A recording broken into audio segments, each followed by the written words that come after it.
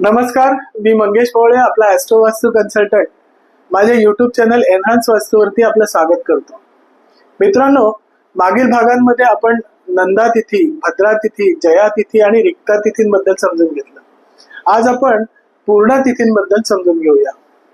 जसं नावातच पूर्ण आहे, त्याप्रमाणे एखाद्या गोष्टीला पूर्णत्व देणारी किंवा अंतिम ध्येयापर्यंत नेणारी अशी या तिथींना पूर्ण तिथी संबोधलं जातं. शुक्ल पक्षातल्या पंचमी आणि दशमी, कृष्ण पक्षातल्या पंचमी आणि दशमी, शुक्ल पक्षातली पौर्णिमा आणि कृष्ण पक्षातली अमावास्या, अशा या 6 तिथी पूर्ण तिथी म्हणून संबोधल्या जातात. कार्यसिद्धी किंवा पूर्णत्वाला नेणे, धनलाभ व समृद्धीसाठी या तिथी शुभ समजल्या जातात.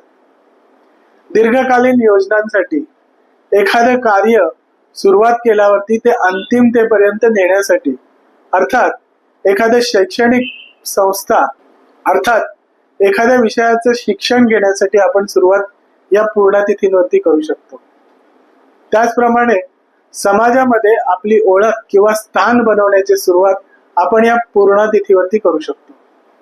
गृहप्रवेश तसेच नवीन व्यवसायाची सुरुवात सुद्धा पूर्ण तिथींवरती करणे इष्ट असते.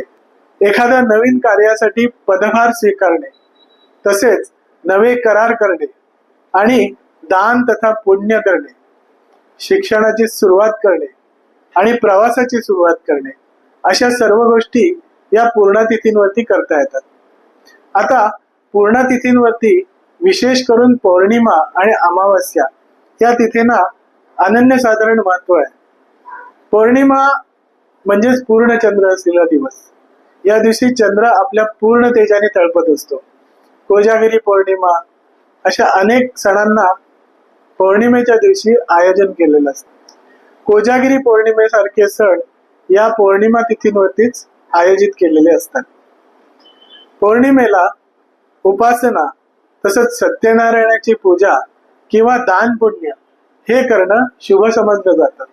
तर अमावास्येला पितृकर्म, श्राद्ध कर्म, तर्पण आणि तांत्रिक साधना यांसाठी शुभ समजले जातात. म्हणजेच या पूर्ण तिथी गोष्टींना पूर्णत्व देणाऱ्या असल्यामुळे एखादी गोष्ट या तिथींवरती केली असता ती पूर्णत्वाला जाण्याची शक्यता जास्त असते.